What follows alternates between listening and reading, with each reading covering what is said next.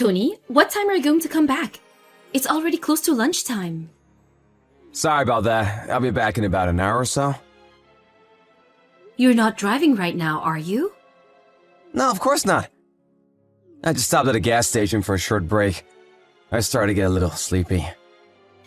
Yeah, you did leave at midnight. Did you manage to catch anything today?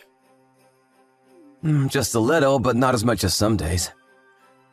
Okay, that's good though. It would be nice if you could be the one to descale and gut the fish though. No way, I just catch it and eat it. But it does save us on grocery shopping. I'm not sure you really save us that much. If anything, it could be more expensive for you to buy all of the bait and spend time doing it so often. Actually, I was thinking, but haven't you been going fishing a little too much recently? You go pretty much every single Saturday and Sunday. Really? I don't think I go night fishing all that much. But you're almost never at home anymore.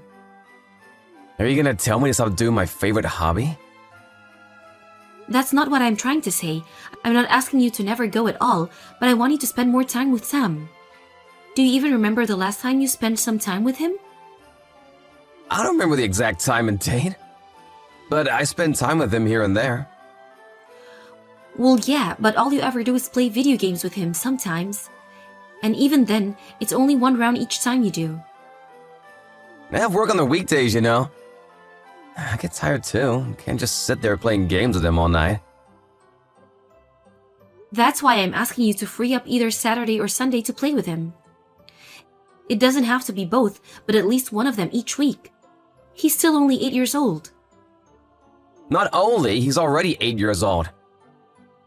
At this point, I'm sure he would prefer to play video games than to spend time with me. But he's still playing video games too much recently as well. Do you think that he will become stupid if he plays too many games? I don't think that, but it's still bad for his eyes to always look at a screen, and I want him to go outside and play there more. As he gets older, he's going to be using screens and computers and phones more and more. I want him to be a little more active while he's still growing up. What are you talking about? Kids these days don't play outside anymore. That's exactly why I want you to play with him and help him be more active. Then why don't you just do it? You can go outside and play catch with him or something.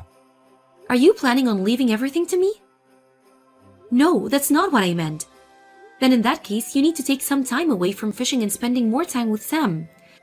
Make some time for him for the weekend. Okay, I got it. I'll find some time for him. Okay, good.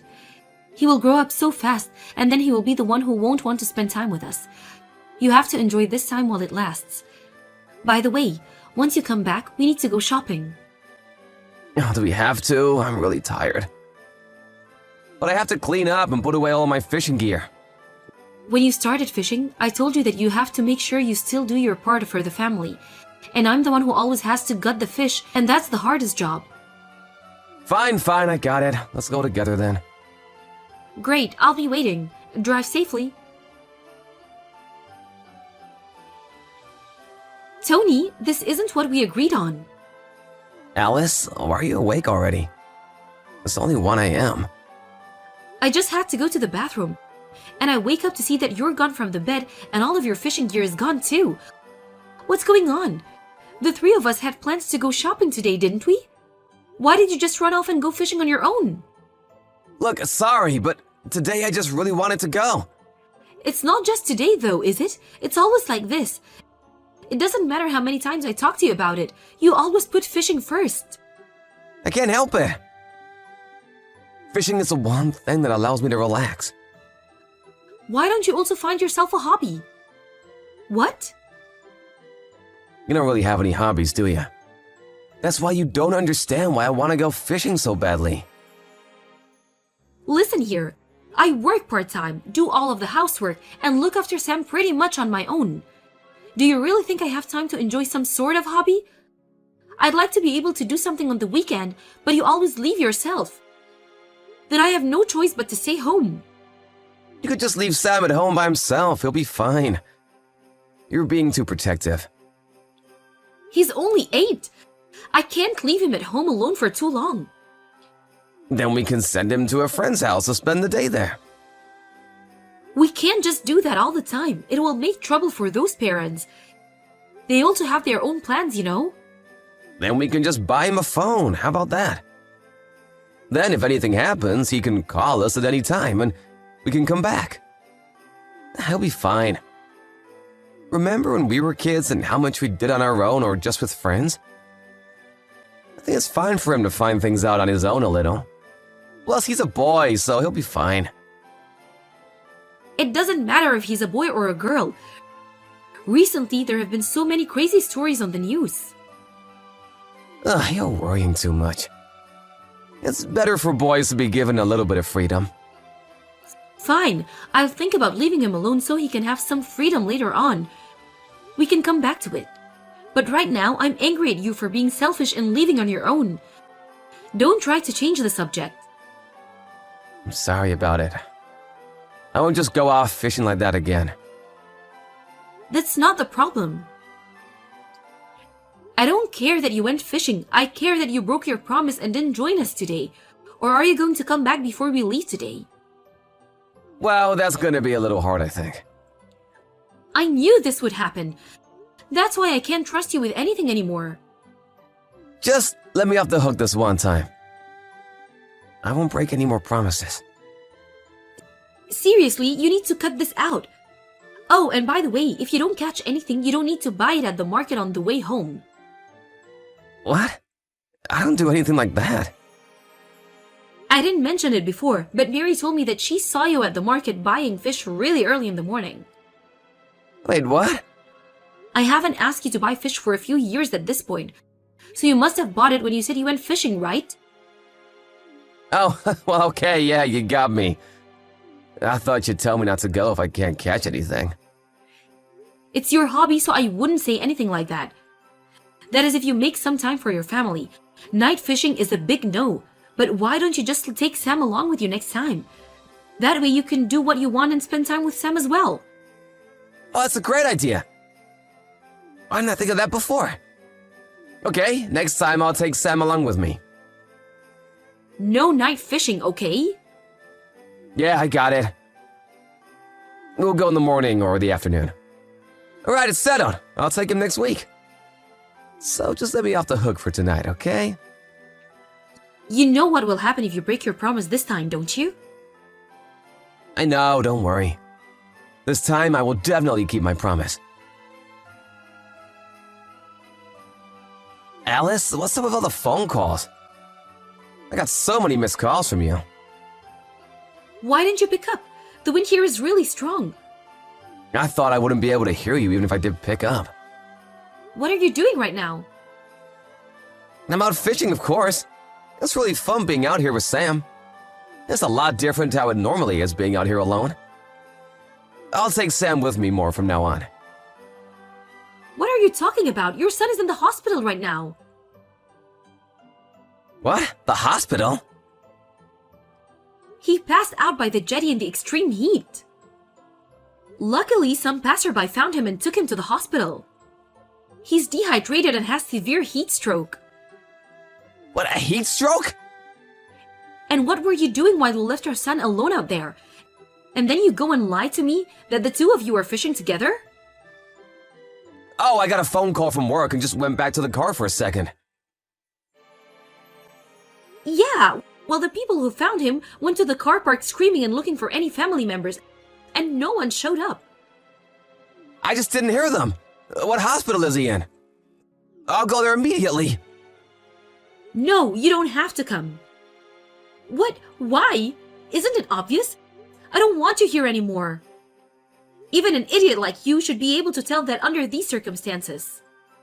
Look, I'm sorry I left him alone, but it wasn't on purpose. Even now you're going to keep lying to me? You forgot, didn't you, that Sam's phone was still in your car? I checked where you are using his phone's tracker. What? I know everything now. Wait, Alice, I'm sorry, but there's a reason for this. There's no good reason for this, and I don't want to hear your excuses. Goodbye. You can keep fishing by yourself for the rest of your life. Alice, I'm so sorry. Please come back. I was wrong. I did the wrong thing. Yeah, I know that very well. You used your son to try and hide your affair. I'm really, really sorry. This isn't just something you can make go away with a lame apology. It's all your fault that Sam ended up in the hospital. You knew that the temperature was really picking up, but you still left him out in the sun without even leaving him any water to drink? And what if he had fallen into the water or anything else? These things can happen even to adults, but you still left an 8-year-old by himself? The water was very calm that day. I told you that I don't want to hear any excuses. Look, I already apologized, didn't I? And I showed you all of our texts and promised to never see her again. Why did you still have to walk out after all that? I really regret what I did. And just because you regret it, you think that I have to forgive you? Those are two different things. And is there some kind of rule that says I have to forgive you just because you admitted to cheating? No, there isn't, but... When I heard that Sam had been taken to the hospital, I thought my heart would just stop. And then I couldn't get into the contact with you either. Then when I finally got to the hospital and listened to what Sam said, I checked his phone tracker and see your car parked outside a hotel. Do you have any idea how much you have hurt me? You don't, do you? That's why you went and started an affair with one of your co-workers in the first place. That's not how it is. She said that things weren't going well with her fiancé, and then when I listened to her talk about it, she made a move on me. So then none of this is your fault? Huh? Is that what you're trying to say? That's not what I'm trying to say. But we had both been drinking, and it just kind of happened. That's exactly the kind of person I don't want to be with anymore. And it wasn't just once, was it? You've been seeing her every time you have a day off. Then you were both laughing at me, how I was too stupid to even notice anything. I saw the texts.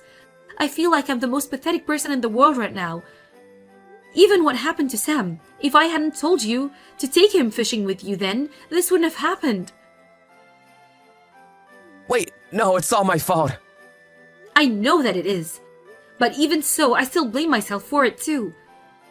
I regret ever leaving him alone in your hands. I should have known better than to trust you.